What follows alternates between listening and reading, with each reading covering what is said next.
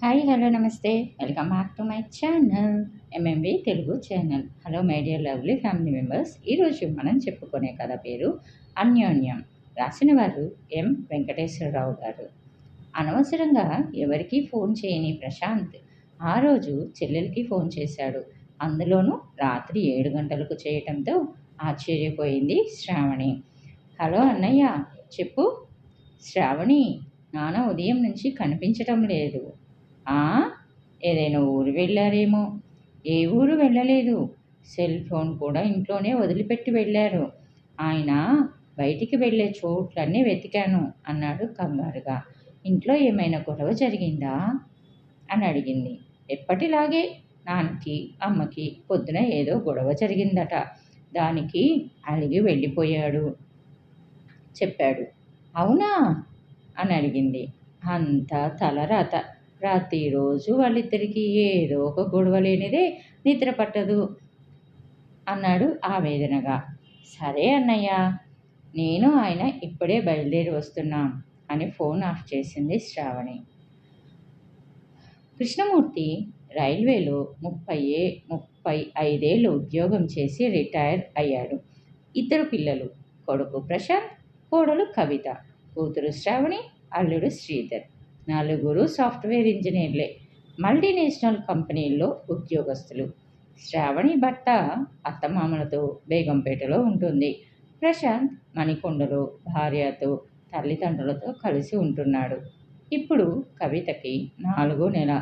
Retire అయిన దగ్గర నుండి కృష్ణమూర్తికి శారదకి అస్సలు పడడం లేదు. ప్రతి చిన్న విషయం దగ్గర అభిప్రాయ భేదాలతో మొదలయ్యే గొడవలు పెద్ద యుద్ధాలతోనే ముగుస్తున్నాయి ఈ మధ్య. తల్లి తండ్రి గొడవలు విని విని ఎటూ చెప్పలేక అవస్థపడుతున్నాడు ప్రశాంత్. కోడలు కవిత నాకెందుకని మౌనంగా ఉండటానికి మనసొప్పక ఇద్దరికీ సర్ది చెబుతుంటుంది. కృష్ణమూర్తికి షుగరు, బీపీ, కొలెస్ట్రాల్ వంటి వయసుతో పాటు వచ్చే వ్యాధులు దండిగా ఉన్నాయి. సంక్రాంతి సమయం. పండుగకి అత్తాకోడళ్ళు ఇద్దరు కలిసి అరిసెలు, లడ్లు చేశారు. సాయంత్రం ఇంటికి వచ్చిన ప్రశాంత్కి అరిసెలు, లడ్డూలు పెట్టి కృష్ణమూర్తికి జంతికలు ఓ ప్లేట్లో తెచ్చిచ్చింది శారద. నాకు లడ్డు అరిసె ఇవ్వచ్చుగా అన్నాడు కృష్ణమూర్తి. డాక్టర్ ప్రవీణ్ని పిలవమంటారా? మీరేం తింటున్నారో ఆయనే స్వయంగా చూస్తాడు. మీ షుగర్ లెవెల్స్ ఎందుకు తగ్గడం లేదో ఆయనకు అర్థమవుతుంది అంది శారద. నిన్ను అడిగాను చూడు, నన్ను నేను అని బయటికి వెళ్ళిపోయాడు కృష్ణమూర్తి. ఏంటమ్మా, ఒక్క లడ్డు తిన్నంత మాత్రాన షుగర్ సడన్గా తిననంత మాత్రాన షుగర్ సడన్గా నార్మల్ అవుతుందా అన్నాడు ప్రశాంత్. ఆయన షుగర్ లెవెల్స్ ఎంత ఉన్నాయో నీకు తెలుసా? HbA1c 10కి చేరుకుంది అని అంది తల్లి. ఆ విషయం ఆయనకి తెలుసు కదా అని అన్నాడు కొడుకు. తెలిస్తే నాకెందుకు ఈ గొడవ అని గదిలోకి వెళ్ళింది శారద. సాయంత్రం కృష్ణమూర్తి ఇంటికి రాగానే కవిత, మామయ్య మీకోసం షుగర్లెస్ లడ్డు చేశాను, తిని చూసి ఎలా ఉందో చెప్పండి అని ప్లేట్లో పెట్టించింది. థ్యాంక్స్ రా తల్లి, నువ్వు ఒక్కదానివే నన్ను అర్థం చేసుకున్నావు అన్నాడు కృష్ణమూర్తి. ఇలాంటి సంఘటనలు తరచూ ఇంట్లోనే జరుగుతూనే ఉంటాయి. కాకపోతే కొన్ని కామెడీగా ముగిస్తే మరికొన్ని కోపతాపాలతో అంతమవుతాయి. అలాంటిదే ఈరోజు జరిగింది. దాంతో కృష్ణమూర్తి కోపంగా ఇంటి నుంచి వెళ్ళిపోయాడు. సాయంత్రం ఇంటికి వచ్చిన ప్రశాంత్ విషయం తెలుసుకుని వెంటనే తండ్రి వెళ్ళే ప్రదేశాలన్నీ వెతికి వచ్చాడు. ఎక్కడా కనిపించకపోయేసరికి శ్రావణికి ఫోన్ చేశాడు. శారద నిశ్చింతంగా టీవీలో సీరియల్ చూస్తుంది. ప్రశాంత్ కవిత మొహాల్లో కృష్ణమూర్తి ఇంకా ఇంటికి రాలేదన్న ఆందోళన. టీవీ చూస్తున్న తల్లిని చూడగానే శ్రావణికి చిరాకేసింది. అమ్మా, నాన్న ఇంటికి రాలేదని మేమంతా కంగారు పడుతుంటే నువ్వేంటి కూల్గా టీవీ చూస్తున్నావు? కొంచెం కూడా బాధ్యత బాధ లేకుండా అని టీపై మీదున్న రిమోట్ తీసుకొని టీవీ ఆఫ్ చేసింది. శారద లేచి, ఎందుకే అంత గాబరా పడతావు? ఆయనేం చిన్నపిల్లాడు కాదుగా, తప్పిపోవడానికి. ఇంటికి రాక ఎక్కడికి పోతాడు అంది. ఏం మాట్లాడుతున్నావమ్మా నువ్వు? నువ్వు మాట్లాడేది కొంచెమైనా బాగుందా అని అడిగింది. ఆయన ఎవరూ వెళ్ళమనలేదు. వెళ్ళినవాడు తిరిగి రాక ఏం చేస్తాడు అని అంది శారద. ఏంటో నీ ప్రవర్తన విచిత్రంగా ఉంది అంది శ్రావణి విసుగ్గా. ఏం చేయమంటావు? ప్రతి దానికి అలుగుతూ గొడవ పడుతూ ఇంటి నుంచి వెళ్తుంటే రోజు ఆయన కోసం ఏడవమంటావా? ఊరంతా తిరగమంటావా అంది శారద ఆవేశంగా. ఆపమ్మా, అయినా నాన్న ఇంట్లోంచి వెళ్ళేంతగా గొడవలు ఎందుకు వస్తాయి మీ మధ్య అని అడిగింది. ఒకటా రెండా? ఎన్నని చెప్పమంటావు? అయిన దానికి కాని దానికి కోపం తెచ్చుకొని రాతాంతం చేస్తుంటే అదే జీవితం అయిపోయింది అంటుంటే ఉదయం జరిగిన సంఘటన గుర్తొచ్చింది శారదకు. పొద్దున ప్రశాంత్ ఆఫీస్కి తయారవుతుంటే కవిత దోశలు వేయడానికి కిచెన్లోకి వెళ్ళింది. కవిత నేతి దోశలు వేయి అన్నాడు ప్రశాంత్. కృష్ణమూర్తి వాకింగ్కు వెళ్ళొచ్చి స్నానం చేసి టిఫిన్ కోసం కొడుకుతో పాటు కూర్చున్నాడు. శారద కిచెన్లోకి వెళ్ళి ఆయన కోసం నూనె లేకుండా దోశలు వేసి తెచ్చిచ్చింది. శారదా, నాకు నేతి దోశలు వేస్తావా? రోజు చప్పిడి తిండి తిని తిని విసుగొస్తుంది అన్నాడు. ఆయన మాటలను పట్టించుకోనట్లు లోపలికి వెళ్ళిపోతుంటే, నీకే చెప్పేది, నేను చెప్పేది వినిపించుకోకుండా వెళ్తావేంటి? రోజు ఈ చప్పిడి తిండి నేను తినను అన్నాడు కోపంగా. నీకు ఈ దోశలు వద్దా? అయితే నాకు పని తప్పింది. వీటిని నేను తింటాలేండి. మోకాళ్ళ నొప్పులతో నిలబడి చేసుకునే పని తప్పించారు అంది శారద నవ్వుతూ. అంతే. కృష్ణమూర్తికి కోపం ఆకాశం వైపు చూసింది. ఆవేశంతో ఊగిపోతూ, తిను, బాగా తిను, నీలాంటి జడాలే ఈ ఎండిపోయిన చప్పిడి తిండి తినేది అంటూ కోపంగా లేవబోతుంటే, మామయ్య కూర్చోండి, ఎందుకంత ఆవేశం? నేను మీకు దోశలు వేస్తాను, ముందు కూర్చోండి అంది కవిత. ఇంట్లో నువ్వు ఒక్కటివే తల్లి, నన్ను అర్థం చేసుకుంది అన్నాడు కూర్చొని. కవిత లోపలికి వెళ్ళి దోశ వేసి అందులో ప్రశాంత్ లంచ్ బాక్స్ కోసం చేసిన కూర పెట్టి మసాలా దోశ తెచ్చి ఇచ్చింది మామగారికి. మసాలా దోశ చూడగానే కృష్ణమూర్తి కోడెల వైపు మెచ్చుకోలుగా చూసి రుచిగా ఉన్న దోశను ఆస్వాదిస్తూ తృప్తిగా తిని లేచి తన గదిలోకి వెళ్ళి న్యూస్ పేపర్ చదవసాగారు. అత్తాకోడళ్ళు కలిసి తింటుంటే, కవిత, ఏంటి మీ మామగారికి ఏకంగా మసాలా దోశ తెచ్చిచ్చావు? నేను వద్దంటుంటే నువ్వు తెచ్చి ఇవ్వడం ఏమైనా బాగుందా అంది శారద. అత్తయ్య, నేను నూనె లేని దోశలే వేసి ప్రశాంత్ కోసం చేసిన మిక్స్డ్ వెజిటబుల్ కూర అందులో పెట్టి మసాలా దోశ అని చెప్పాను అని అంది. కవిత వైపు ఆశ్చర్యంగా చూసి, ఈ సూక్ష్మం నాకు తెలియట్లేదే అనుకుంది శారద. మధ్యాహ్నం భోజనాలైన తర్వాత కవిత గదిలోకి వెళ్ళి పడుకుంది. కృష్ణమూర్తి శారద హాల్లో కూర్చొని టీవీ చూస్తున్నారు. ఉన్నట్టుండి టీవీ వాల్యూమ్ తగ్గించి, శారద, నీకంటే ముందు నేను పోతే ఏం చేస్తావు అన్నాడు. నాకేంటండి, మీరుండరనే బాధ తప్ప నెల నెల మీ పెన్షన్ డబ్బులు వస్తాయి. ఊళ్ళోనే కూతురు అల్లుడు ఉన్నారు. కొడుకు కోడలు కళ్ళ ముందే ఇంట్లోనే ఉన్నారు. మనవడో మనవరాలో రాబోతుంది. ఇంకెందుకు దిగులు అంది భర్తని ఉడికిద్దామని. అంతే, బేతాళం మళ్ళీ చెట్టెక్కింది. అంటే నేను ఎప్పుడు పోతానా అని చూస్తున్నావా? అత్త ఎప్పుడు చస్తుంది, అరుగు ఎప్పుడు ఖాళీ అవుతుందన్నట్టుంది నీ వాలకం అంటూ పెద్ద పెద్దగా అరుస్తుంటే, పాపం కవిత ఇప్పుడే పడుకుంది, అరవకండి అంది శారద. అయినా కృష్ణమూర్తి ఆపకపోయేసరికి పక్కనున్న పాత వీక్లీ తీసుకొని చూస్తుంటే, నేను ఇక్కడ పిచ్చోడిలా వాపుతుంటే నువ్వు పుస్తకం చదువుతావా అని భార్య చేతిలోని వీక్లీ లాక్కొని చింపి మూలకు విసిరేశాడు. అబ్బా, అరవకండి, కవిత పడుకుందని చెప్తున్నా కదా అని చేతులు జోడించింది. అయినా సరే ఆపకపోతుంటే చిరాకొచ్చి గదిలోకి వెళ్ళి మంచం మీద నడుము వాల్చింది. కాసేపట్లో కన్ను మలిగింది. సాయంత్రం కవిత కాఫీ తీసుకొచ్చి లేపేసరికి మెలకువ వచ్చింది. నాకు అప్పుడు చెప్పింది కవిత, ఆయన ఇంట్లో లేడని అని చెప్పడం ముగించింది శారద. కొడుకు కూతురు ఆశ్చర్యంగా వింటుంటే అల్లుడు శ్రీధర్ కల్పించుకొని, ప్రశాంత్, జరిగిందేదో జరిగింది. ఇప్పుడు మామయ్య ఎక్కడికి వెళ్ళుంటారో ఏమైనా ఐడియా ఉందా అని అడిగాడు. అంతలో పక్కింట్లో 10 ఏళ్ల కుర్రాడు బాలు ఇటువైపు పడిందని వచ్చి తీసుకువెళ్తూ, కవితక్క, మీ ఇంట్లో ఉండే తాతయ్య పార్క్లో ఉన్నాడు అన్నాడు. అందరూ ఆశ్చర్యంగా వాడి వైపు చూశారు. నిజంగానా? సరిగ్గా చూసావా అంది కవిత. అవును, మీ ఇంట్లో తాతయ్యే. నేను ఇప్పటిదాకా పార్క్ పక్కన గ్రౌండ్లో క్రికెట్ ఆడుకొని వచ్చాను. వచ్చేటప్పుడు చూశాను అన్నాడు. వెంటనే బావమరుదులు ఇద్దరూ వెళ్ళి కృష్ణమూర్తిని సమాధానపరిచి ఇంటికి తీసుకొచ్చారు.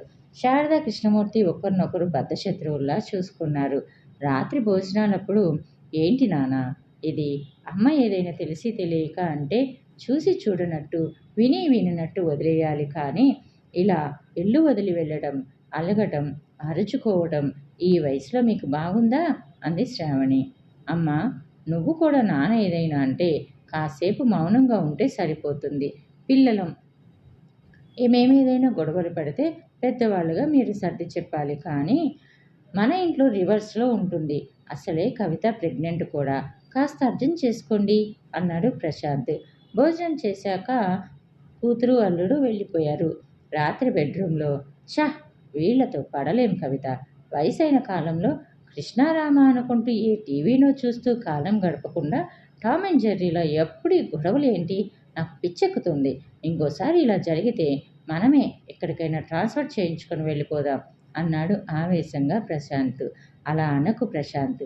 ఈ పెద్ద వయసులో వాళ్ళిద్దరినీ ఒంటరిగా వదిలి మన తోమున మనం వెళ్ళిపోతే వాళ్ళ బాగోగులు ఎవరు చూసుకుంటారు?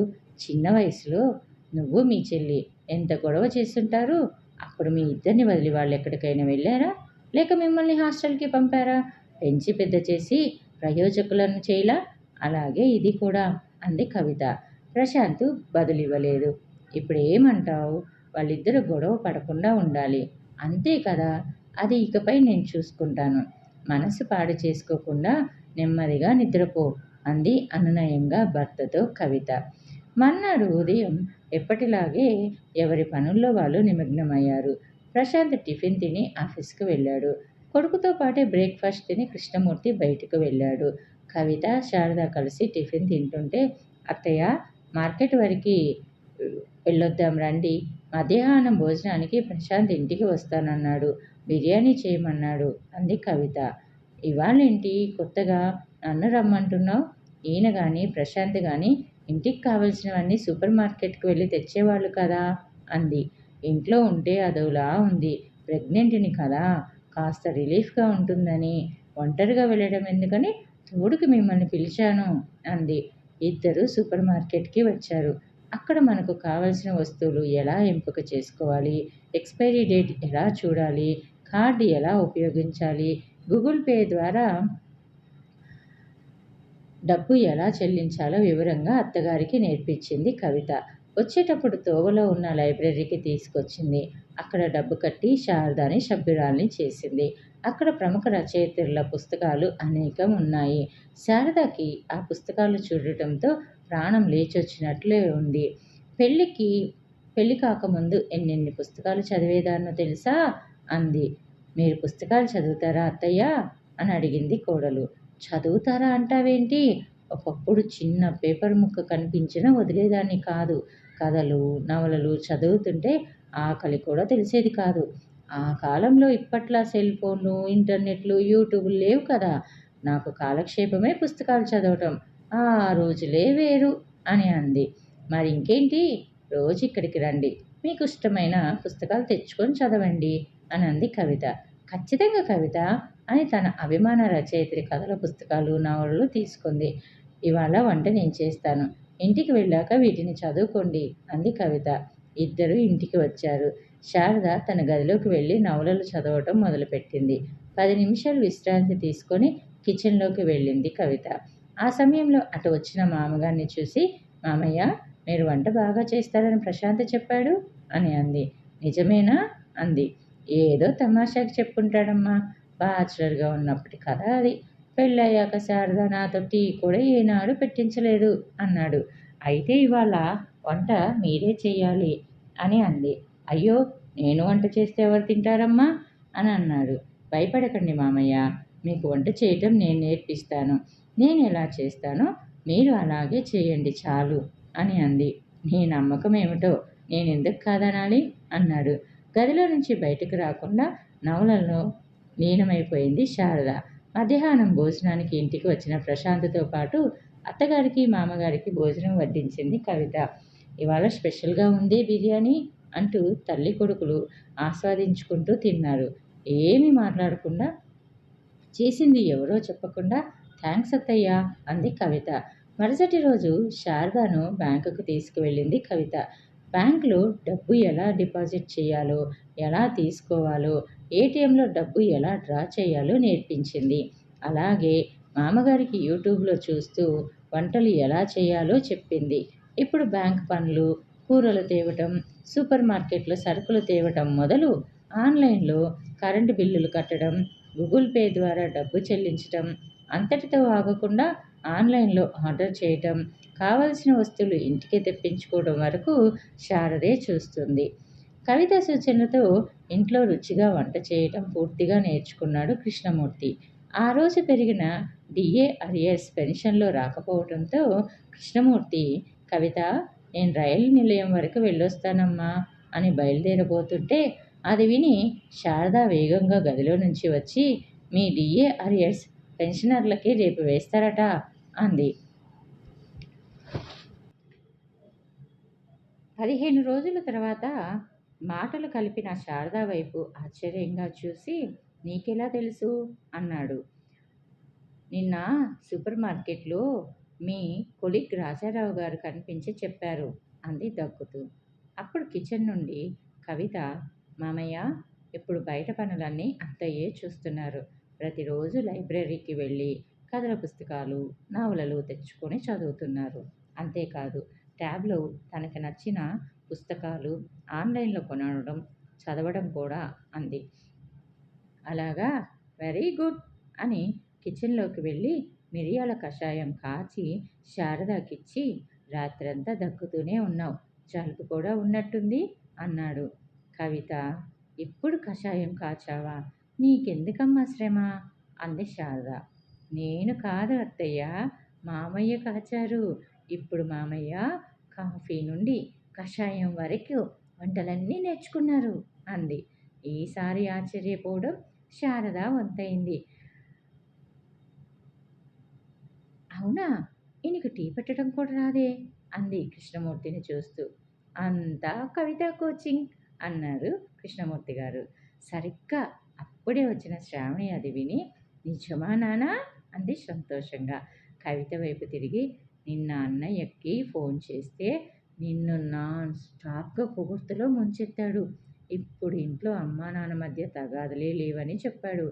ఏం మాయ చేశావు వదినా అంది శ్రావణి.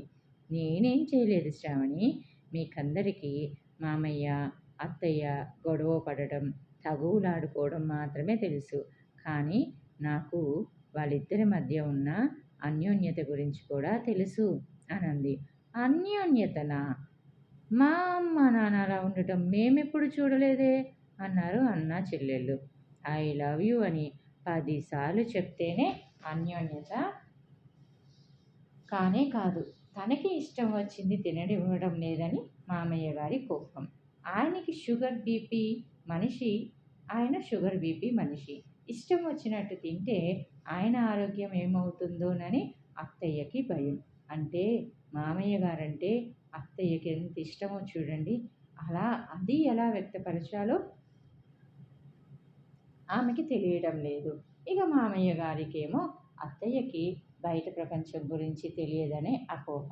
ఒకవేళ తను ముందుగా పోతే అప్పుడు ఏం చేస్తుందో అనే భయం. అదే విషయాన్ని అత్తయ్యని అడిగారు.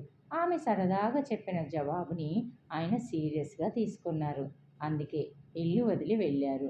నేను అత్తయ్యతో, నిజంగానే మామయ్య మీకంటే ముందు పోతే మీకేం బాధ ఉండదా? ఆయన ఇల్లు వదిలి వెళ్తే ఏం తిన్నారో, ఎక్కడున్నారో అని బాధ వేయటం లేదా అని అడిగాను. అందుకు అత్తయ్య, ఆయన నన్ను వదిలి ఎక్కడికి వెళ్ళలేరు కవిత.